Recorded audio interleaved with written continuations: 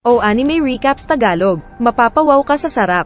Nax. Nagsimula ang series sa isang batang lalaki na binubugbog ng isang walang silbing lalaki. Saka ipinakita ang isang bus kung saan nakasakay ang ilang mga students na panay papogi at paganda. Isa sa mga ito ang bully na si Umayada na mukhang tumigas ang buhok dahil sa natuyo na pawis. Pinagtripan niya ang isang chicks, at sinubukan naman itong ipaglaban ng ating bida na si Mamoru. Ngunit natakot siya sa maangas na mukha ni Umayada dahil alam niyang wala siyang kaya. Buti na lang at nakialam ang mukhang boss ng formal gangster na si Takuto. At sinaway ang pasaway na tumigil naman sa panggugulo. Walang ano-ano ay bigla silang nag-teleport sa lugar ng mga hindi nagpapalit ng brief. Dahil ang salawal nila doon ay gawa sa bakal. At doon ay nakita nila si Vicious na isang diyosa na ginto ang mata. Nagpakilala ang babae at sinabing tinawag sila doon para labanan ng isang Great Demon Emperor na gumugulo sa mundong iyon. At dahil chicks ay agad namang naging maamo ang kanilang guro na sana ay tagapagbantay ng mga students. Nais ng ibang students na umuwi pero hindi daw kaya ni Vicious na ibalik sila.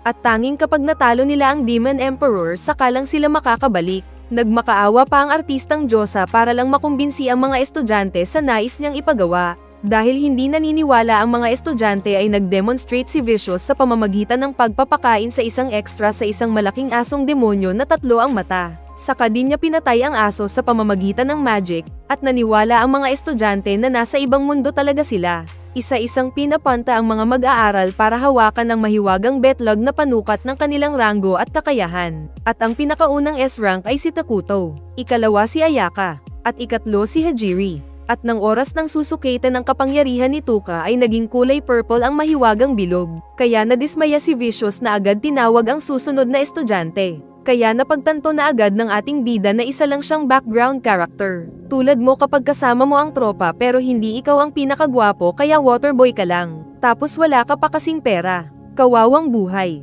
At may isa pang estudyanteng nagngangalang Yaso na maitim ang budi na maitim din ang lumabas na kulay sa mahiwagang kristal. Pagkatapos malaman ng lakas ng lahat ay sinabi ni Vicious na gagawin na nila ang isang ritual. At inutusan ng mga tauhan nito na ihiwalay si Tuka sa iba pang mga heroes dahil i-rank lang si Tuka. May pangyayari sa nakalipas na nagiging hadlang ang mga rank A heroes sa mga mas malakas na heroes kaya kailangan nila siyang ibasura. Isa daw itong paraan para maiwasan ng pagkakamali sa hinaharap. Ipapadala daw siya sa lugar kung saan tinatapon ang mga masasamang loob at mga halimaw, pero kung magagawa niyang makabalik ng buhay ay hindi na nila siya papakialaman. Bilang self-defense ay sinabi ng bida na may skill din naman siyang lason, pero pinaliwanag ni Vicious na walang silbi sa mundong iyon ang klase ng kanyang kapangyarihan. Nagmamakaawa pa si Tuka pero nakisabat na rin si Takuto at sinabing itapon na si Tuka dahil pagod na sila at gusto na nilang magpahinga. Dahil dito ay nanghina si Tuka. Pero nilapitan siya ni Yaso at naalala ng bida noong dinamayan niya noong biktima ng bully si Yaso. Akala ni Tuka kung may karamay siya, pero biglang tumawa si Yaso na sinabing mas mataas na siya ngayon kaya dapat siyang respetuhin. Saka din ito tumalikod. Nakialam bigla si Ayaka na huwag daw nilang itatapon si Tuka. Pero biglang sinuntok ni Vicious ang tiyan ng babae kaya ito nawalan ng malay. Nagalit si Tuka na ginamit ang mahikang lason kay Vicious. Pero wala itong epekto sa shield ni Vicious sa ganong klase ng mahika. Saka pa siya kinantsawan ng mga bully na kaklase. Dahil dito ay naiyak si Tuka at naalala noong bata pa siya na iyakin at biktima ng pambubagbog ng ama. Pero kasama niya ang isa pang version ng sarili na iba kumpara sa mabuting siya. Kaya bago pa na i-teleport si Tuka ay nagbanta siyang kapag makakabalik ay mananagot ang lahat ng may ayaw sa kanya. Napunta siya sa isang kuweba kung saan may skeleton ng namatay na tao. Saka bigla pa siyang inatake ng isang halimaw pero agad siyang umilag at mabilis na tumakbo palayo. Ngunit hinabol siya ng halimaw na mukhang toro at nang maabutan ay natulala si Tuka. Naalala ng bida ang mga bully kaya nagalit siya at ginamitan ng paralyze spell ang kalaban na agad natigil. Kaya nakatakbo pa siya at nabuhay. Kaso ay may nakasalubong na naman siyang mukhang ibon na scorpion na balak siyang kainin. Kaya nagbaka sakali ulit siyang gamitin ang paralyze spell at natigil ang halimaw. Nalaman niyang nauubos ang mana niya kada ginagamit ang paralyze. Kaya sinubukan niyang gamitan ng lason ang monster bird kaya ito nanghihina at unti-unting namamatay. Naubusan na siya ng mana, saka pa muling humabol ang halimaw na baka. Suko na sana si Tuka pero na-imagine niya ang nanloloko na mukha ng mga bully at ang pagbugbog sa kanya ng tatay. Kaya muling nabuhay ang masamang version ni Tuka at ginamit ang paralyzed skill sa kalaban. Ngunit hindi daw pwedeng doblehin ang skill sa ginamitan na nito ng spell. Kaya ginamit niya ang sleep spell kaya bagsak ang halimaw. Saka din niya agad itong nilason. Nagulat siya nang dumating ang mas maraming halimaw kaya nagpanik na ginamit ni Tuka ang paralyzed spell. Kaso ay marami ang kalaban na patuloy sa paglapit. Naisip ng bida na gamitin ang skill hanggang tuluyan siyang matuyot. Kaya hindi nga siya tumigil sa paggamit ng paralyzed spell. Naramdaman niyang nawawalan na siya ng lakas. Kaso ay biglang natigok ang unang ibon na nilagyan niya ng lason. Kaya bigla siyang nag-level up at nadagdagan ng mana. At napagtanto ng loko na makakalaban na siya ng walang limit. Nagagawa na rin niyang umatake ng sabay-sabay sa magkakaibang target na kanyang pinaralyze. At isa-isa niyang tinapak ang mga ito para lagyan ng poison spell. Namatay din yung unang monster bulalo na nilagyan niya ng lason kaya muling nag-level up ang bida. Sunod-sunod na mas lalo pa siyang lumakas ng isa-isang nagtumbahan ng iba pang mga halimaw. Pinatulog niya ang ilan kaya mas nadagdagan ang kanyang stats. Dahil dito ay natakot ang mga natitirang mga halimaw kaya sila umatras. Kinuha ng bida ang damit ng mga naunang namatay doon. Saka inisip na kailangan niyang makaalis ng dungeon na iyon. Nagugutom na siya at nais kumain ng manok at baka. Kaya binalikkan niya yung bangkay ng mga halimaw para katayin. Kaso ay nakita niyang gawa sa asido ang katawan ng mga ito at hindi niya pwedeng kainin. Napansin niya ang pouch na hawak niya kanina na nag-iba ang ilaw. Kaya kinuha niya ito at nakitang may pagkain na jerky at cola. Sa pagdaan ng oras ay nagpatuloy siya sa pagpatay ng mga pangit na halimaw gamit ang paralyzed skill at ang lason, kaya mas lalong nag-level ang ating bakla na bida. Naalala niya na nakalaya siya sa abusadong ama nang kunin siya ng kanyang auntie at uncle. May nakasalubong din siyang malaking mata na may mga paa na agad din niyang nilason. Sa paglalakad ay nakakita siya ng mga pinto na may gem. Ginamitan niya ng magic para buksan ang pinto, at nakita niya ang ilang skeleton ng mga tao.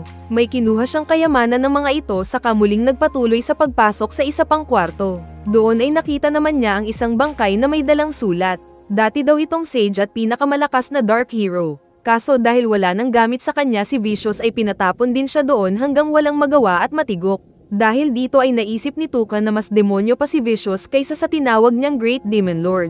Binasa ni Tuka ang libro ng Sage at nalaman niya ang ilang forbidden spells at malalakas na magic. Saka din pinagpalit ang damit sa Sage. Nabasa niya rin ang tungkol sa isang kumakain ng kaluluwa na kailangan niyang iwasan. Pagdating niya sa isang hallway ay nakita niya ang isang mukhang labasan. At napagtanto ni Tuka na malapit lang din doon ang halimaw na kumakain ng kaluluwa. Nakita niya ang isang ulo sa pader na binalak niyang atakehin, kaso ay naglabas ito ng laser at nasugatan ang kamay niya. Dahil dito ay alam na niyang ito ang Soul Eater. Nag-iisip pa lang siya ng paraan kung paano makakalabas nang biglang umalis sa pader ang halimaw na hinahanap siya.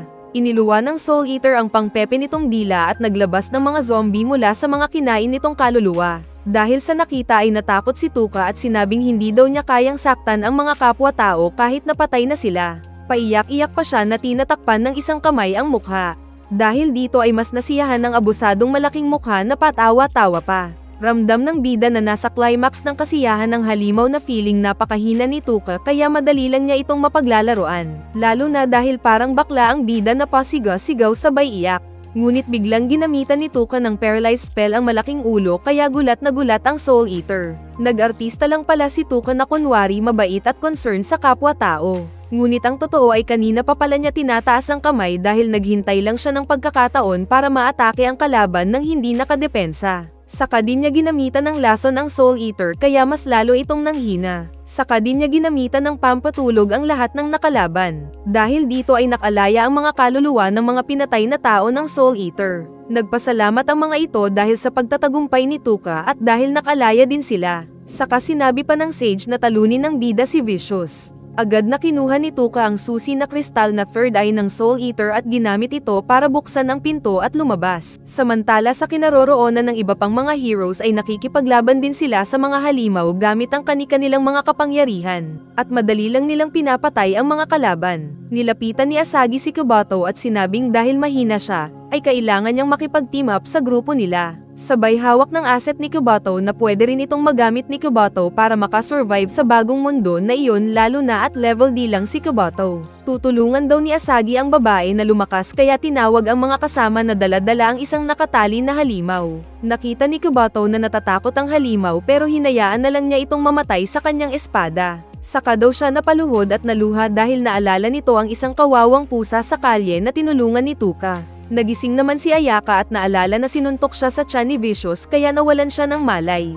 Pero nang kausapin niya ang boss na Diyosa ay sinabi nitong wala siyang magagawa laban sa batas ng kanilang kaharian. Lahat daw ng mahihina ay kailangan nilang ibasura dahil wala naman silang silbi para maging hero. Sinabi na lang ni Ayaka na gagawin niya ang trabaho para maging kapaki-pakinabang na S-level hero. Kaya lumapit si Vicious at sinabing magkamay sila. At nagulat ang bidang babae dahil naramdaman niyang napakalamig ng kamay ni Vicious. Samantala ay isang babae ang tumatakbo mula sa isang grupo ng mga lalaki na ayaw siyang tantanan. Sa lugar na ito kasi kapag nahuli nila ang babae ay pwede nila itong anakan ng puwersahan, at unlimited pa. Kaya kung babae ka ay tatakbo ka talaga at magdamit ka ng bakal. Habang naglalakad si Tuka ay nakita niya ang paggalaw ng mga damo. Kaya nilapitan niya ito at nakita ang ilang mga slime na patalbog-talbog habang binubuli ang isang mas maliit. Ginamitan niya ang mga ito ng paralyze kaya natigil ang mga slime. Saka din niya ginamitan ng kaunting lason ang mga bully na slime saka din pinatakas. Pagkatapos ay humingi ng patawad ang bida sa mas maliit na slime dahil late siyang dumating para tumulong. Pinalaya niya ang slime at agad ding nagpaalam para umalis. Pero hindi na siya tinantanan ng maliit na slime at patuloy ang pagsunod sa kanya kahit sabihan niya itong umalis. Pero alam ng bida ang pakiramdam ng outcast kaya ginawa din niyang kasama ang slime at pinangalan niya itong Piggy Maru. At sinabi pa sa slime na kasama na ito sa paghahangad niyang mag-higanti. Naayos lang naman sa namumula na slime. Sa isip ng bida ay gagawin niya ang lahat maging ang mga forbidden spells para lang makapaghiganti.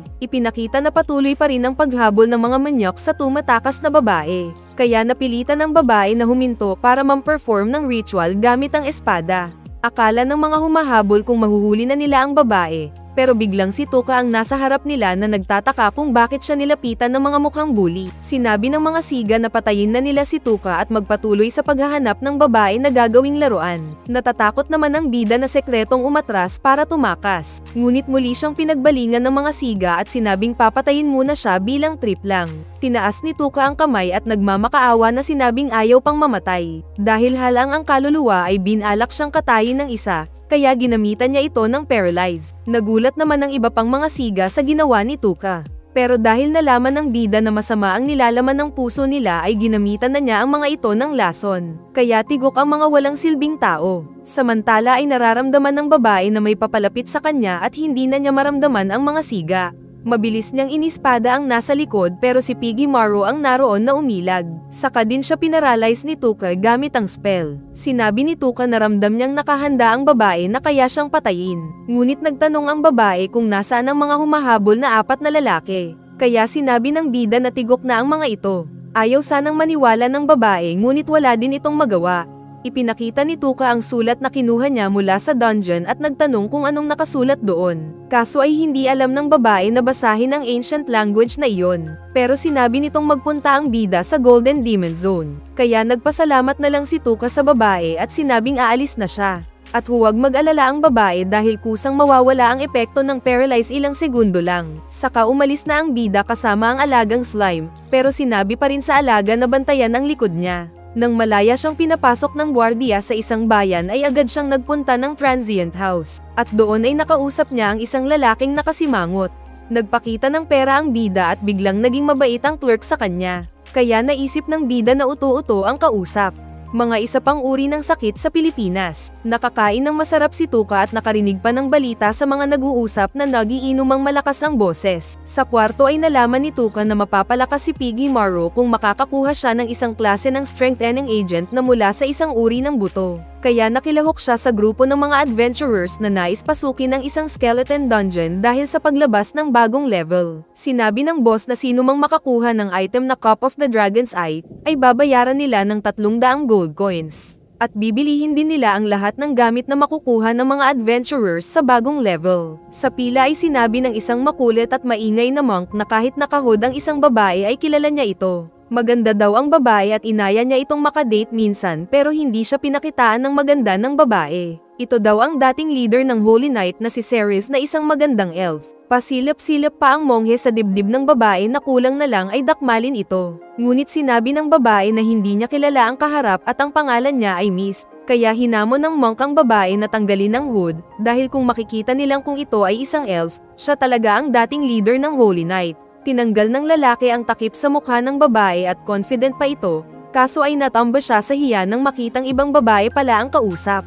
Kaya umalis itong talunan. Pero nang makita ni Tuka ang babae ay alam niyang ito yung nakausap niya sa gubat. Kalaunan ay kinausap ng bida ang babae at sinabi nitong pangit ang nangyari sa una nilang pagkikita. Pero naintindihan daw ng babae. Nais humingi ng advice ni Tuka kung anong kakailanganin nito sa pagpasok sa dungeon, kapalit ng pagbibigay bayad sa babae. Nagpakilala sila sa isa't isa at ginamit ng bida ang hindi tunay na pangalan na Hati Scroll. Pero naramdaman niyang sensitibo ang babae sa mga sinungaling kaya pinaliwanag niyang alias lang ang binigay na pangalan dahil may mga sikreto din siyang ayaw malaman ng iba. Dahil kailangan ng babae ang pera para sa pagpasok sa dungeon, ay sinamahan niya si Tuka para bumili ng mga armas. Pagkatapos ay binigyan ni Tuka ng 3 silver coins ang babae na nagulat dahil malaki ang naibayad sa kanya. Biglang natamba ang babae na hinawakan ni Tuka at naramdaman niyang napakagaan nito. Kaya sinabi ng babae na ilang araw na siyang puyat. Saka din ito agad umalis. Pagpasok ni Tuka sa dungeon ay nakasalubong niya ang 2 takot na adventurers. Hinahabol pala ito ng isang maliit na kalabaw pero agad itong pinatay ni Tuka gamit ang paralyze at lason saka sinaksak ng kutsilyo. Dahil dito ay mangha ang mga nakakita ng bangkay ng halimaw. Napagtanto ng bida na mahihina ang mga nasa dungeon at maliit ang XP na nakuha niya. Narinig niya ang malakas na usapan ng monk at ng 2 nitong kasama. Balak ng mga ito na patayin ang babaeng nagpahiya sa kanya sa labas kanina. Ipapakain daw nila ang babae sa mga halimaw para mamatay. Kaya hindi nakatiis si Tuka na lumapit na agad namang napansin ng mga halang ang kaluluwa. Kunwari sinabi ni Tuka na mali siya sabay taas ng kamay. Ngunit dahil masama ay binalak siyang matagan ng monk, kaya pinatigil niya ng sabay ang 3. Saka din ito nilaso ng psychotic na bida na patawa-tawa pa habang iniwan ang 3, at hinayaang kainin ng mga halimaw. Marami pang pinatay na mga halimaw si Tuka at nang marating ang pasukan ng bagong level ng dungeon ay nagpasya siyang magpahinga muna. Kaya natulog muna siya ng 3 oras habang binabantayan ni Pigomaro. Nakasalubong niya ang iba pang adventurers na sinabing aalis muna sila dahil parang na-COVID ang mga nagkalat na halimaw doon na nangagsimatay pero wala namang sugat.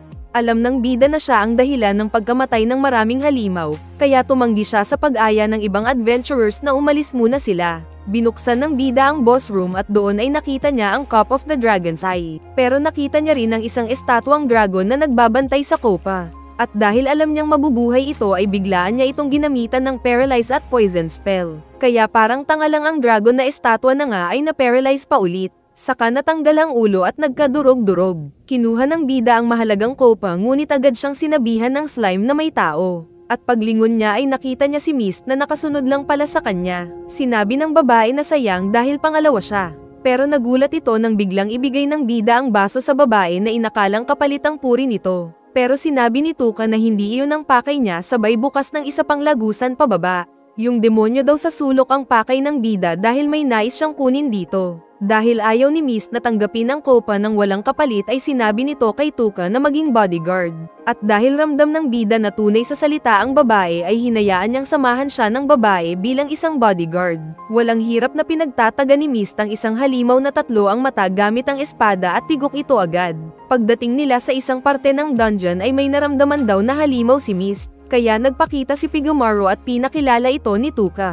Kaya nagkakilala ang babae at ang bola ng uhog. Sinabi ni Tuka na magpapahinga muna sila doon at pwedeng matulog ang babae. Kaya inayos ng babae ang higaan at nahiga ito. Pero agad siyang pinatulog ni Tuka gamit ang sleep spell. Dahil dito ay lumabas ang tunay na itsura ni Mist na isang elf. Siya nga ang dating Holy Knight leader na si Ceres. Pagkagising ni Ceres ay agad siyang naalarma na baka iniwan ni Tuka. Pero nasa tabi lang ang bida na kunwari nakatulog at kagigising lang. Pinuntahan nila ang kinaroroonan ng Skeleton King. Pagsilip nila sa loob ay walang kalaban, pero nag-iba ang pader at lumabas ang kalansay na hindi maisip ang itsura. Ito daw ang Skeleton King at ramdam ng bida na mas malakas ito kumpara sa mga iba pang halimaw doon. Sinabi ni Ceres na magpapalit siya ng damit pandigma dahil malakas ang kaharap nila. At kung sakaling dehado sila ay tumakbo na lang si Tuka palayo. Naglabas ng energy ball ang Skeleton King sa bunganga nito. Ngunit pinaralyze lang ito ni Tuka, saka din nilason. Kaya nagulat ang babae sa power ng bida. Kinuha ni Tuka ang kailangan nitong parte ng Skeleton King. At aalis na sana sila nang may tinuro si Pigomaro na pinuntahan ng dalawa. Nakita nila ang isang bagay na nabalutan ng tela. At nang pagmasdan itong maigi ni Tuka ay isa itong magical egg. Kaya kasama ito sa kinuha nila paalis. Samantala ay kalaban ng mga Hero Knights ang ilang Skeleton Knights na mas malakas sa kanila. Naputol ang kamay ng isang hero na si Sakura habang tinutulungan ng kasama. Naroon din si Ayaka na hindi malaman kung paano lalaban. Mabuti na lang at naroon ang dalawang ongas na level A at level S na kasama nilang hero na walang hirap na sinunog ang mga Skeleton Knights. Ibinigay ni Ceres ang Dragon Cup sa boss, samantalang paalis na sana ang bida. Pero hinabol siya ni Ceres at sinabing malaki ang bayad sa Dragon Cup, kaso ay bukas pa niya ito makukuha. Kaya kailangan pa niyang matulog sa bayan na iyon ng isang gabi. Dahil dito ay inanyayahan siya ni Tuka na puntahan siya sa kanyang kwarto sa eksaktong oras ng alas 8. Sa kwarto ay ginawa ni Tuka ang strengthening agent mula sa nakuhang buto. At saka din pumasok ang dumating na si Ceres na agad pinaupo ng bida sa kama nito. Muling nag-offer si Tuka na kunin niyang escort ang babae sa balak nitong pagpunta ng Golden Demon Zone para makausap ang tinawag na Forbidden Witch. Hindi agad makasagot si Ceres kung payag siya o hindi. Kaya sa kanilang pag-uusap ay hindi na malaya ng babae na tinawag siya ni Tuka sa tunay niyang pangalan na kanya namang nakumpirma. Kaya sinabi din ni Tuka ang totoo na nang makatulog si Ceres ay nalaman na niyang isa itong elf. Alam niya rin na hindi matanggap agad ng babae ang offer niyang trabaho dahil sa sekreto nitong isa siyang elf na pilit niyang tinatago gamit ang magic spell. Nagbagong anyo ang babae at sinabing katiwa-tiwala si Tuka kaya tatanggapin nito ang trabaho. Mas naisip ng bida na para mas mabuo ang tiwala ng babae ay sabihin ang tunay niyang pangalan. Kaya muli silang nagpakilala sa mga tunay nilang pangalan. At nagkasundo silang pareho nilang gagawing secret ang secret ng isa't isa. Bilang paunang bayad ay ibinigay ng bida ang isang bato kay Ceres na mula sa nakuha niyang kayamanan ng mga taong namatay sa dungeon. Ngunit nagulat si Ceres na hindi matanggap ang bato dahil isa itong rare dragonstone na masyadong mahal. Ibinalik ito ng babae. Pero muling ibinigay ni Tuka pabalik kay Ceres na bahala na siya kung kukunin ito o hindi. Kaya nagpasalamat na lang ang elf. At mas lalong napahanga ang babae nang sinabi ni Tuka na wala siyang interes sa nakaraan ng babae. Kaya tuloy nang naliligo ang babae ay naisip niyang dapat ay naligo muna siya bago pinuntahan ang bida kanina. Habang kumakain ang dalawa ay napansin ng bida na palaging nakalagay ang kamay sa dibdib kapag nagsasalita si Ceres. At nag-usap silang hihintayin ni Tuka ang babae sa harap ng inito pagkatapos makuha ng babae ang bayad sa Dragon Cup. Nagpunta si Ceres sa party sa kaharian ng boss. At para malaman ang authenticity ng Copa ay may tinawag ang hari na isang lalaki na kinabahala ni Ceres. Samantala ay kinausap ni Vicious si Ayaka na sumali ito sa grupo ni Takuto. Pero ayaw ni Ayaka dahil naalala niyang walang pakialam ang lalaki sa mga kasama. Kaya sinabi ni Vicious na dapat sanayin ni Ayaka ang mga kasamang heroes para lahat sila ay lumakas nang sa ganun ay hindi sila may patapon din. Bagong utos daw ito ng hari at walang magagawa si Vicious dito. Kaya nainis si Ayaka na nagpaalam sa Diyosa at umalis. Saka nag-iba ang ekspresyon ni Vicious pag alis ni Ayaka. Samantala ay walang Ceres na nagpakita sa tagpuan ni Tuka at ng elf. Kaya inakala ng bida na tumakbo na ito dahil nakakuha na ng mahalagang bato. Pero narinig niya ang usapan ng dalawang extra na tumakbo si Ceres sa Dark Forest dahil hinahunting ng Black Dragon Knights. Ipinakita nga ang isang dragon na inaatake si Ceres sa Dark Forest. Umilag ang babae sa unang pag-atake ng dragon ngunit pinatay niya ito sa ikalawang pag-atake. Dalawa pang dragon ang umatake pero agad niyang pinatay ang una. Saka din tinagpas ang ikalawa na bumagsak. Sinubukan siyang istorbohin ng isang dragon sa likod na kanyang pinigilan, pero alam niyang nasa harapan ang tunay na kalaban na mabilis niyang inatake. Pero matigas din ang knight na lumalaban gamit ang espada. Saka manyak din ang knight na tinitigan ang boobs ng babae na gagawin daw laruan. Mas malakas ang lalaki na tinulak si Ceres at sinipa ang espada palayo. Saka mabilis na pumaimbabaw sa babae para maglaro. Bagsak na sana ang bataan pero biglang dumating si Tuka na agad pinatigil ang manyak na kalaban saka din ito nilason. Agad na tumayo si Ceres at nagtanong kung bakit naroon si Tuka. Kaya sinabi ng bida ang tungkol sa kanilang usapan. Sinabi ni Ceres na cancel ang kontrata nila sabay balik ng Dragon Bluestone. Pero hindi payag si Tuka na sinabing naguguluhan na siya sa babae. Kaya binigyan niya ng isang pouch ang babae na nagulat nang makitang Dragonstone lahat ang laman. Sinabi ni Tuka na si Ceres ang kailangan niya na kanyang pinaghubad. Kaya natulala ang babae na hindi nakapagsalita agad. Ngunit may ibinibigay na damit pala ang bida. Sinabi ni Tuka na kakausapin nila ang Forbidden Witch na itago ang pagkakakilanlan ni Ceres. At posible ito dahil nga walang nakakaalam kung saan naroon ang Forbidden Witch. Sinabi ni Tuka na tinutulungan niya ang babae dahil nakikita niya ang ugali ng kanyang tita. Sinubukan nilang pakantahin ang knight na nalalason kapalit ng buhay nito. At kakanta na sana ang manyak, nang bigla na lang may malaking espadang tumusok sa ulo nito. Mula pala ito kay Sivet na tinawag ding Humanity's Strongest. Sinabi ng mga Black Dragon Knights na inutusan sila ng matandang Holy Night King para patayin si Ceres dahil mas ayaw nitong galawin ng ibang lalaki ang elf. Sinabi ng isang tao nito na bago nila patayin si Ceres ay ipasa-pasa muna sa kanilang mga tao. Pero sinabi ng isa pa na hindi pwede dahil gusto ng hari na mamatay ng virgin si Ceres. Sinabi ni Sivet na hindi na siya interesado sa babae dahil mas napansin niya ang presensya ni Tuka. Hindi naman makagalaw si Tuka dahil alam niyang malakas ang mga kaharap na isang mali lang niya ay tigok siya agad. At wala pa siya sa posisyon para umatake. Napansin kasi ni Sivet na nakangisi si Tuka kaya nagtanong ito. Lakas loob na sinabi ni Tuka na nais makausap ang White Knight. At dahil alam niyang marunong si Sivet ay maingat na nagtanong si Tuka kung naghahanap ng malakas na makakalaban ang knight. At inamin naman ito ng Humanity's Strongest na nais nga niyang makalaban ang isang taong mas malakas sa kanya. Kaya muling nagsalita si Tuka at nagpakilalang siya ang magiging kalaban ni Sivet. Inamin niyang isa siya sa mga heroes na nagmula sa ibang mundo na nabigyan ng kapangyarihan dahil sa blessing ng Diyosa. Kaya nagulat ang mga kaharap maging si Ceres na hindi makapaniwala. Ipinaliwanag ni Tuka na siya ang pinaka-special sa mga heroes na nagmula sa ibang mundo dahil naka-solo mission lang siya. At sinabi ng bida na balak niyang magpalakas at mag-higanti maging kay Vicious na nagpatapon sa kanya. Pero saka na lang sila maglalaban kapag malakas na siya. Nagdrama-drama pa siya sa harap ng malakas na kaharap hanggang makumbinsi nito si Longhair na hayaan siyang magpalakas muna. Dahil sa magaling na acting ni Tuka ay nakumbinsi nga si Sivet na palayain siya at hindi papatayin. Si Ceres lang daw ang magiging kawawa doon. Pero sinabi ni Tuka na maging si Ceres ay kailangan pa niya para sa kanyang pagpapalakas. Dahil sabik sa malakas na kalaban si Sivet ay pumayag siya sa nais ni Tuka na isama si Ceres. Ayaw sana ng isa pang knight na kasama ni Sivet pero natakot din ito nang tignan siya ni leader. Nang akala ni Sivet na close deal na ang usapan nila at lumipad na sila para sana lumayo. Ngunit ito pala ang hinihintay na pagkakataon ni Tuka para umatake. Kaya tinaas niyang bigla ang kamay at na-paralyze ng sabay-sabay ang mga nahulog na Black Dragon Knights. Sinusubukan ng mga ito na lumaban sa pagkaka-paralyze, pero ginamitan na sila ni Tuka ng kapangyarihan nitong lason. Agad na nagkisay ang mga mas mahinang knight. Nagawa pang makuha ni Sivet ang armas at muntik maitapon kay Tuka. Pero dahil sa lason ay tuluyan din itong bumagsak na nagsusuka ng dugo. Automatic na nagtawag ng backup ang isang knight, kaya dumating ang mas maraming Black Dragon Knights na mas mahina. Nakita nila kung bakit bumagsak ang mga boss nilang knights, at sumagot si Sivet na huwag nilang lapitan si Tuka at atakehin sa malayo kaya ayaw lumapit ng mga ito. Kaso ay may bagong skill na na-unlock si Tuka sa tulong ni Pigomaro. Nag-merge sila ng slime at ginawa ng bida na galamay ang slime at pinahaba sa ere na kinaroroonan ng mga dragon. Saka sila pinatigil kaya nagsipaghulog ang mga dragon.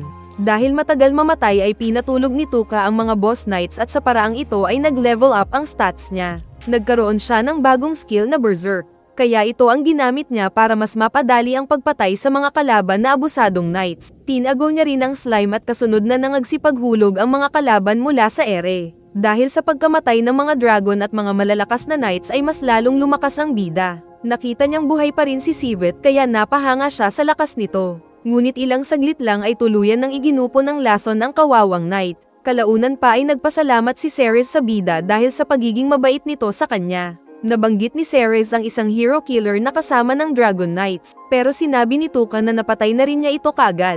Lumuhad si Ceres at sinabing gagawin niya ang makakaya para samahan si Tuka na makapaghiganti kay Vicious. Saka din sila nagpatuloy sa paglalakbay. Nagpunta sila ng isang bayan at doon ay bumili si Tuka ng maskara nito. Inisip niyang mas bagay niyang maging Batman dahil ang layunin naman niya ay ang maghiganti kay Vicious. Samantala ay nagmeeting ang mga hari at boss ng iba't ibang kaharian at nalaman na nilang namatay ang nabaliw na hari ng Holy Knights. Naroon din si Vicious na sinabing kailangan nilang paghandaan ang posibleng paglabas ng root of all evil. Nagtanong si Sigmas kung naniniwala ang mga kasama na si Ceres ang nakapatay kay Sivet at mga kasama nito. Pero isang kawal ang dumating at sinabing isang grupo na tinawag na Ashinto ang nagsasabing sila ang tumapos sa mga Holy Knights. Nakarating ng isang arena ang dalawang bida at doon ay ipinaliwanag ni Ceres ang kalakaran patungkol sa mga gladiator. Nagtuloy sila ng isang inn at dahil mahal ang babayaran ay kinailangan nilang magpunta ng iisang kwarto, kaya napaisip ng makulit ang nag-blush na Ceres. Sa isang kainan ay narinig nila ang usapan ng ibang table na grupo ng Ashinto ang tumapos sa mga Holy Knights. At saktong pumasok ang grupo ng mga nagpakilalang Ashinto na agad binigyan ng mga tao ng sariling mesa. Naiinis man si Ceres sa mga peke na killer ng mga Holy Knights, pero sinabi ni Tuka na hayaan na lang nila. Narinig pa ng bida ang usapan ng dalawang lalaki patungkol sa champion ng mga gladiator na taong pusa. Kaya agad siyang nagpunta sa mesa ng mga lalaki na ayaw sana siyang kausapin pero binilhan niya ng inumin kaya nagkwento naman ang mga ito. Si Speed daw ang kasalukuyang idol ng mga tao dahil sa husay nito sa espada. Walang ano-ano ay pumasok si Speed sa bar para uminom ng beer. Kaya tinuro ito ng mga lalaki kay Tuka at agad namang nilapitan ng bida. Sinubukang kausapin ni Tuka ang taong leopard ng tungkol sa galing nito sa espada.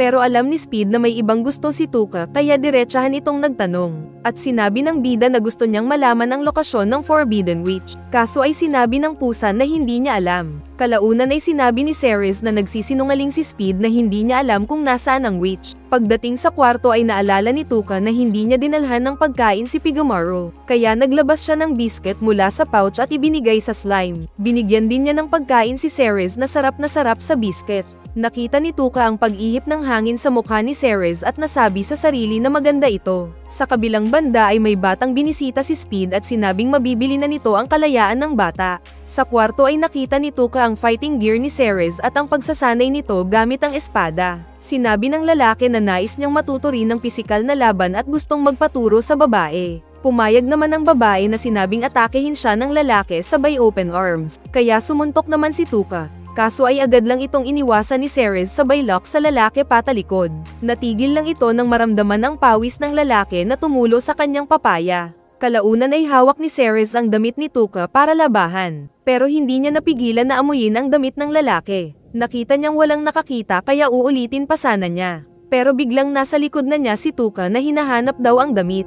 Dahil hindi makatulog ay naglabas si Ceres ng herb potion na pwede nilang inumin para makatulog. Kaya naisip ni Tuka na inumin nila ito na parang kape. Sa kape natikman muna niya ng asukal ang babae na naaliw sa matamis na lasa. Nagtimpla si Ceres ng herbal tea para sana mapatulog si Tuka.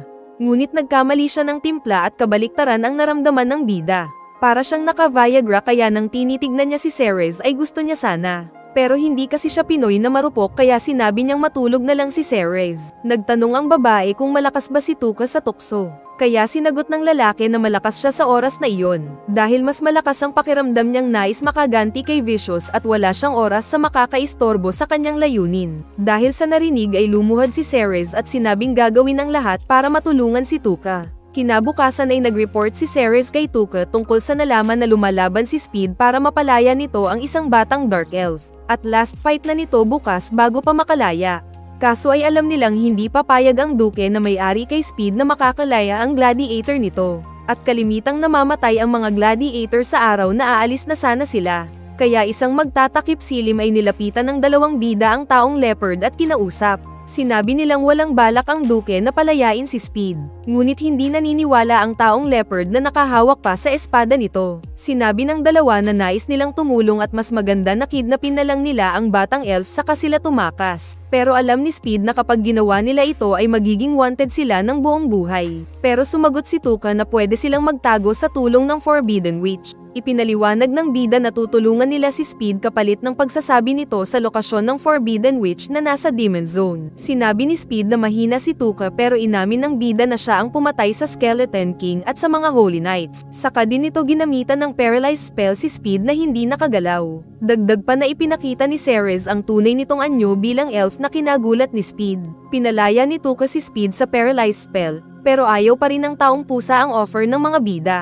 Kaya nasabi na lang ng dalawa na hindi dapat pagkatiwalaan ni Speed ang boss nitong Duke dahil iiwan lang siya sa ere sa huli. Bago umalis ay sinabi ni Tuka ang oras at lugar kung saan sila mahahanap ni Speed kung sakaling magbago ang isip nito. Sa daan ay nakita nila ang pagsulpot ng kulto ng mga Ashinto at sinusubukan nilang kontrolin ang mga tao. Sa isang madilim na bahagi ay isa pang grupo ng mga Ashinto ang may hila-hila na babae na balak nilang abusuhin. Kaya nainisang dalawang bida at bago pa makagalaw si Ceres ay agad nang ginamitan ni Tuka ng Berserk spell kaya nag-away-away ang mga corrupt. Hindi matanggal sa isip ni Speed ang sinabi ni Tuka at Ceres na ipapapatay siya ng Duke sa kanyang last fight. Kaya pinuntahan niya ang hari at sekretong nakinig ng kanilang usapan. At nalaman niyang balak talaga ng Duke na ipapatay siya sa laban dahil balak din niyang palakihin ang batang elf para gawing chick sa hinaharap. Dahil dito ay galit na umalis si Speed at agad na pinuntahan ang lugar na binanggit sa kanya ni Tuka. Doon ay kinausap siya ng dalawa at nagkaroon sila ng kasunduan na magpupunta sila ng Demon Zone kapalit ng kaligtasan ng batang elf. Sa kinaroroonan ng batang elf ay inaabuso siya ng mga tao na nakatoka sa pag-aalaga sa kanya. Lalo na yung babaeng hugis Coca-Cola in Ken. Nagyayabang pa ito na proud sa pangbubuli sa bata. Pero nagulat siya nang biglang pumasok si Speed na nagagalit sa kanya. Agad na humingi ng tawad ang matabang babae at nag-aartista ito para sa sariling buhay. Sinabi ni Speed na sabihin ng matabang babae na pupunta sila sa isang lugar at iparating ang mensahe sa Duke. Saka din sila lumabas ng pinto kung saan nakasalubong nila ang nakamaskara na Tuka. Pumasok si Tuka at kinausap ang matabang pangit at sinabing alam nitong sinungaling at masama ang babae. Nainamin naman ng babae. Naalala ng bida ang pagkabata nito nang inaabuso siya ng matatanda. Kaya ginamitan niya ng paralyzed spell ang babae saka ito nilason. Kalaunan pa ay nagpakilala sina Tuka at Ceres sa bata na si Liz. Nagpasalamat ito dahil sa pagpapalaya sa kanila ni Speed. Narinig ni Speed ang kakaibang huni sa katawan ni Tuka. Kaya inilabas ni Tuka si Pigomaro at ipinakilala sa bata at pusa. Sumakay sila ng kabayo at nag-e-enjoy si Tuka dahil nasa likod siya ni Ceres sabay talbog-talbog ng takbo ng kabayo. Pero ang problema nila ay hindi pa sila ligtas dahil maraming sumunod agad na tao ng Duke. Nilagyan nila ng apoy ang kabayo at pinatakbo paalis. Dahil dito ay nabawasan ng humahabol sa kanila na hinabol ang decoy. Ngunit alam ni Tuka na medyo matalino ang boss ng mga Ashinto kaya bumuo siya ng plano. Nagpakita si Ceres na nakamaskara sa leader ng mga Ashinto Sinto. At sinabi ng leader na sumuko na ang babae at ibigay sina Speed at Liz. Nagbanta pa ito na sila daw ang pinakamagaling na killer. Saka ipinakita ang palaso na may lason ang dulo. Ito ang ginagamit nilang pangloko sa mga tao para maniwala ang lahat na nilason ng Ashinto ang 5 Dark Dragon Knights noon. Tinanggal ni Ceres ang maskara at ipinakita ang magandang mukha. Saka sinabi nitong siya ang tunay na pumaslang sa mga Dark Knights noon. Hindi naniniwala ang leader dahil alam niyang kailangang malakas na nilalang lang ang makakatalo sa Human Strongest. Saka din ito pinakilala ang mga kapatid ng isang dating knight na nanghahunting noon kay Ceres noon. Napalibutan ng mga kalaban si Ceres kaya sinabi ng Ashinto boss na anokan niya ito bilang parusa sa panglalaban sa kanila. Lumuhad naman si Ceres at kasabay ng pagdilim ng langit ay tinawag niya si Tuka. At mula sa isang gilid ng gubat ay ginamit ni Tuka ang bagong teknik nito. Nakipag-combine siya kay Pigomaro at kasabay ng pangbulag na liwanag ay nag-spell si Tuka ng paralyzed spell. Dahil dito ay hindi nakagalaw ang mga kalaban na nilapitan ni Tuka sabay nagpaliwanag na sinadya nilang huwag papasukin ang mga kalaban sa kakahuyan para madaling malagyan ng spell. Saka din nilason ng bida ang Ashinto at lahat sila ay naging pataba ng lupa. Dahil hindi na kayang ulitin ni Pigomaro ang pakikipag-isa kay Tuka, ay kailangan nilang lapitan ang mga natitira pang grupo ng mga knights. Sinabi ni Speed na tutulong siya sa pakikipaglaban. Kaya pagdating ng isa pang grupo ay nagpakita ang taong leopard bilang patibong. Agad itong nilapitan ng mga knights ng Duke, pero nang nasa tamang posisyon ay pinaralyze ng bida ang mga sundalo. Dumating din ang Duke kasama ng isang mayabang na kawal. Sinabi ng kawal na gagawing decoration sa pader ang pupugutan na ulo ni Speed, sabay atake sa taong pusa. Binalak sanang mapatigil ni Tuka ang kalaban pero nag-max out ang kapangyarihan niya. Kaya gumamit na lang siya ng pangbulag na unti-unting kinabulag ng kalaban. Saka din agad na tinagpas ito ni Speed at ang kawal ang nawalan ng ulo. Ganon din ang ginawa nila sa iba pang mga knights na binulag ng bida at pinagpapatay ni Speed. Kaya natakot ang iba pa na tumakbo. Pero pinatamaan ni Speed ng sibat ang ilang tumakas. May isang muntik mataga si Tuka pero pinatay ito ni Ceres gamit ang palaso. Umatake naman si Speed at marahas na pinagtatagpas ang mga knights na kasama ng Duke. Pugot ang ulo ng marami sa mga ito. Nakita ng Duke na natatalo na sila at nais tumakbo. Pero pinatigas ito ni Tuka kaya madali lang nalapitan ni Speed. Hindi daw sana papatayin ng pusa ang Duke, ngunit dahil binalak nitong patayin ang kasamang bata ay tinanggal niya ang ulo ng Duke gamit ang espada. At para walang ebidensya na namatay ang Duke ay ginamitan pa ng bida ng ice spell ang bangkay. At binasag ito para tuluyang burahin ang ebidensya ng pagkapaslang ng Duke. Sa harapan ng campong fire ay nagtanong si Ceres kung tinuturing din ba ni Tuka na special sina Speed at Liz. Kaya inamin ng bida na katumbas naman ng tito nito si Speed. Kaso ay iba lang ang gender at itsura niya. Samantalang naalala ni Tuka ang sarili kay Liz dahil kapareho niyang biktima ito ng mga nang-aabuso ng bata. Dahil sa karanasang masama kaya nais ng bida na maghiganti sa mga taong masama. At sa mundong iyon ay walang iba kung ang kinapopootan niyang Diyosa. Nagbiro si Tuka na gawing una ng elf ang legs niya na agad ginawa ng babae. Pero nagblush ito nang malamang joke lang pala. Umasa tuloy ng masarap, kaya kiniliti na lang ng lalaki ang tenga niya at napaungol siya ng masarap na parang anime recaps Tagalog. Maya-maya pa ay pinatulog na ni Tuka si Ceres gamit ang sleep magic para makapagpahinga. Samantala ay lihim na tinuturuan naman ni Nyantan si Ayaka ng pakikipaglaban gamit ang espada. Naalala kasi nito ang nakababatang kapatid kay Ayaka at sinabing kailangan nitong maging matigas para mag-survive sa mundong iyon. Kinabukasan ay labis ang kasiyahan at pagpapasalamat ni Liz kay Tuka dahil sa bago nitong damit na bigay ng bida. Saka sinabi ni Ceres na oras na para mag-isip sila ng pangalan ng kanilang grupo. At nagkasundo silang tawagin ang sarili na grupo ng mga Langaw Warband. Nagpatuloy sila sa paglalakbay hanggang marating ang isang malaking patay na puno. Humingi ng kaunting magic si Speed mula kay Tuka. At inactivate nito ang magic map na tanging lahi lang nila ang nakakagawa. Nakita nila ang kanilang lokasyon at ang lokasyon ng target nilang witch. Kinagabihan ay naisip ng bida na para siyang baliw para pag-isipan na maghiganti sa isang malakas na Diyosa.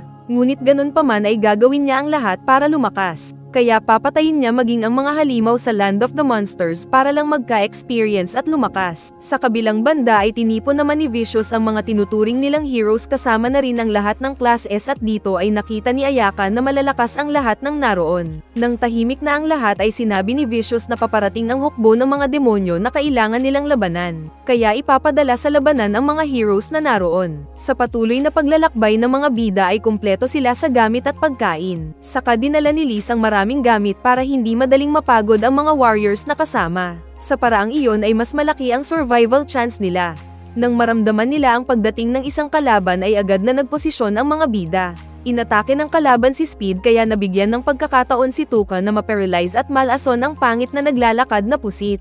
Nang mamatay ang kalaban ay sinaksak ito ni Tuka para may kunin sa bangkay. Ingredients daw ito para sa isang pinagbabawal na kapangyarihan. Saka ipinakita ang libro na listahan ng mga halimaw at magic sa mundong iyon. Masaya ang babae na makita ang libro, at dahil nakita ni Tuka na interesado ang babae ay ibinigay niya ito. Nagpatuloy sila sa paglalakad. At habang tumatawid sa isang ilog ay nais sanang tulungan ni Speed si Liz para iwas aksidente. Ngunit sinabi ni Tuka na pabayaan lang nila ang kagustuhan ng bata. Pagtalo ni Liz ay nadulas siya sa isang bato. Pero mabilis siyang niligtas ni Pigomaro na hinanda pala ni Tuka para tulungan si Liz. Saka din ipinaliwanag ni Tuka na alam niya ang feeling ni Liz dahil ganon din ang pinagdaanan niya noon. Pero hindi nila inaasahan na ang madudulas pala ay si Ceres at nahulog sa tubig. Kaya tuloy ito sinipon na kinailangan pang bigyang atensyon ng bida. Pagdating nila sa isang lokasyon ay naramdaman ni Speed ang pagdating ng isang klase ng mga halimaw na hindi niya kayang labanan. Kaya sinabi niya sa mga kasama na umalis na sila. Ito daw yung tinakbuhan nilang dalawa ni Liz kaya napilitan silang magpunta ng syudad. Sinabi ni Tuka na magtago muna ang mga kasama. At pagdating ng mga halimaw na maraming mata ay napangiti si Tuka dahil para sa kanya ay mahina lang ang mga ito. Nakangiting manyakol pa siya habang gamit ang paralyze spell para sa mga pangit na kalaban na hindi na nakagalaw pa. Saka din niya ito nilason hanggang magregla ang katawan ng mga ito at mamatay. Dahil dito ay nag-level up ang bida. Muling kumuha ng karne ng halimaw si Tuka kaya nagtanong ang naasiwang si Speed kung kakainin ba niya ito. Pero ipinaliwanag ni Ceres na gagamitin ito ng bida sa paggawa ng bagay na magpapalakas kay Pigomaro. Kaya si Pigomaro naman ang nayaki sa ipapakain sa kanya. Ngunit sinabi ni Tuka na iluluto muna niya ito. Katulad din lang ng pinapaitan na tae ng baka o kambing ang main ingredients pero gustong gusto mo kapag naluto na. May naramdaman silang presensya ng halimaw sa malapit kaya agad silang naghanda. Pero sinabi ni Pigomaro na galing ito sa bag ni Tuka. Inilabas ng bida ang isang itlog mula sa bag. Bigla itong nag-ilaw at napisa at lumabas ang isang puting batang kabayo na may sungay sa gitna.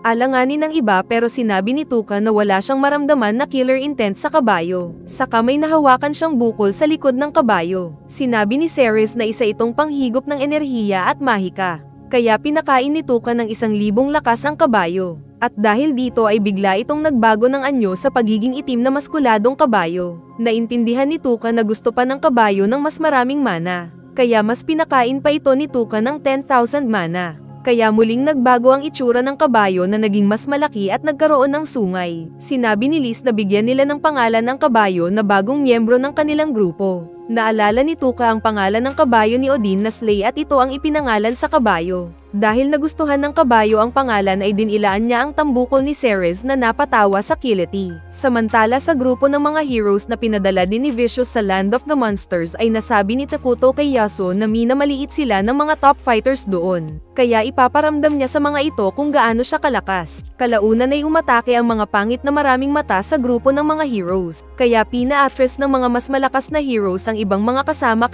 ang mga Class S heroes. Umatake si Nanyantan at ng mga kasamang top fighters at agad na nakapatay ng 2 halimaw. Ngunit naiinis na umabante si Takuto para ipakita ang sariling lakas. Gamit ang fire spell ay gumawa siya ng dragon fire at tinupok nito ang mas maraming mga kalaban sa harap ng iba pang mga kasamahan. At sinabi nitong kahit level 4 lang siya ay kaya pa rin niyang sabayan ang mga malalakas doon. Sa hindi kalayuan ay nakikita naman ng mga bida ang liwanag ng apoy dahil sa labanan ng mga heroes at halimaw. Kinaumagahan ay ginising ni Ceres si Speed dahil wala si Tuka at Pigomaro.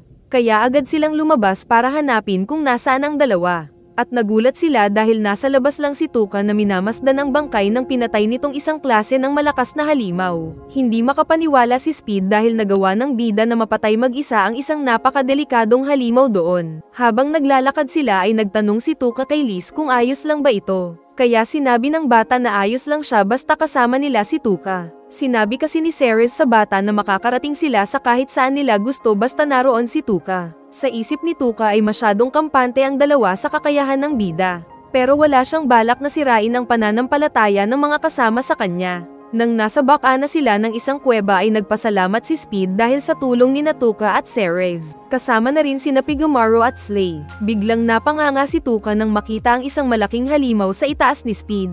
Ngunit mabilis na tinaga ito ni Speed gamit ang espada. Pagkahulog ng halimaw ay nagtaka si Tuka dahil bago sa paningin niya ang halimaw na mukhang patay na. Pero pinaralyze pa rin niya ito pang sigurado. Biglang napatanong ang bida dahil sa naramdaman niyang kakaibang takot. Nagliwanag ang katawan ng halimaw saka din biglang naglabas ng flare para tawagin ang mga kasama. At naramdaman ng bida ang pagdating ng sangkatutak na mga halimaw patungo sa kanila.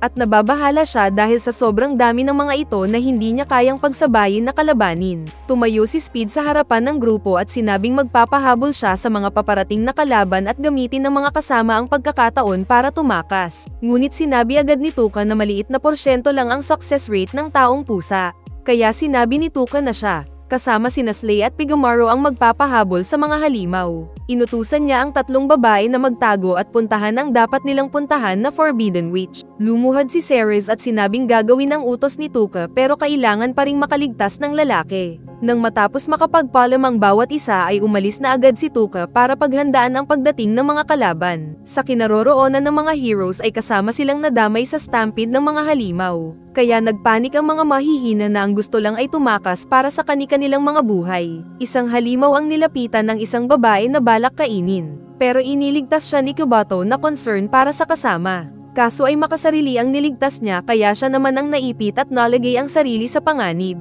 Nang nakapagtago na ang mga babae ay naghanda na si Tuka para lumaban. Binigyan niya ng mahika si Slay at muli itong naging malaking kabayo na mayroong malalaking sungay. Saka siya nagtanong kung handa na ba ang mga ito para magsakripisyo alang-alang kina Ceres, Liz at Speed, na ayos lang sa 2 halimaw. Gamit ang maskara ay gumawa ng distress call si Pigomaro para marinig sila ng mga kalaban. At nang parating na ang mga halimaw, ay mabilis na tumakbo ang kabayo lulan ang bida na naka-battle gear na din. Ginamit ni Tuka ang maximum power habang hinahabol sila ng marami at malalaking mga halimaw. Sa kabilang banda ay nakita ni Ayaka ang 2 bangkay ng mga namatay na kaklase. Ito ay kasama sa grupo ni Yasuo. Kaya nagtanong ang babae kung bakit hinayaan ni Yasuo na mamatay ang mga kasama imbes na trabaho nilang mas malakas na heroes na protektahan ang mga mas mahina. Pero nagalit si Yasuo na sinabihan si Ayaka na minamaliit na naman siya nang hindi nito sinasadya. Sinabi din ni Yasuo na kasalanan ng mga namatay dahil mahina sila. Biglang nagsalita si Takuto at sinabing walang silbi talaga si Yasuo, dahil kahit lalaki ito ay hindi niya alam ang pag-asta bilang isang malakas na hero. Sabay tutok ng espada at saka din ito itinago.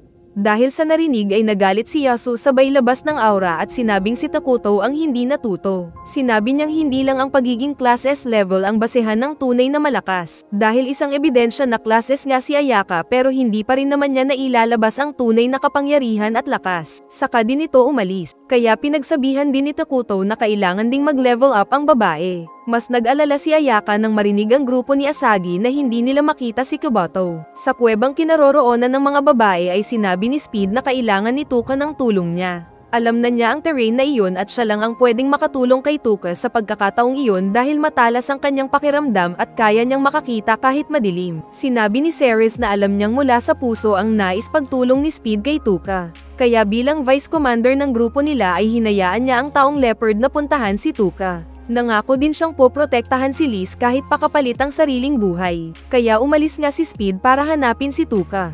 Sa kinaroroonan ni Tuka ay sinimulan na niyang atakehin ang maraming mga halimaw gamit ang tulong ni Pigomaro. Nagcast siya ng berserk spell kaya naging baliw ang ilang mga halimaw at nilabanan ang mga kasama. Nang may mga halimaw na nakakaabot na sa kanya ay nagcast din siya ng paralyze spell at natigil ang ilang mga humahabol. Kaso ay marami pa ring nasa buntot niya at nauubos na rin ang kanyang mana. Dahil din sa lakas ng ulan ay hindi na sapat ang kanyang pandinig at paningin para makita ang kinaroroonan ng mga kalaban. Kaya nag-compute si Tuka na parang Bombay at naisip magpa-level up gamit ang mga halimaw na may mukhang tao. Para magawa ito ay kailangan niyang makalapit sa mga halimaw kapag namatay ang mga ito at maipan ang XP. Kaya kasama sina Pigomaro at Slay ay sumugal siyang salubungin ang mga kalaban na kanyang ginamitan ng pang-paralyze na spell. Sa kanilason ang mga malalakas na kalaban. Saktong paubos na ang mana niya nang mamamatay ang mga human-faced demon kaya siya nag-level up at nag-reset ang kanyang stats kasama ang mana. Dahil dito ay nagawa niyang muling makapag-cast ng spell sa iba pang mga halimaw. May napansin siyang dalawang higanti na humahabol kaya sinadya niyang tumakbo palayo sa mga ito. Ngunit hindi na malaya ng mga halimaw na tumalon pala mula kay Slay ang bida at ginamitan ng paralyze at lason ang dalawa na agad ding namatay, kaya muli siyang nag-level up. Kaso ay walang tigil ang pag-atake ng mga hindi maubos-ubos na kalaban na pinilit niyang patigilin.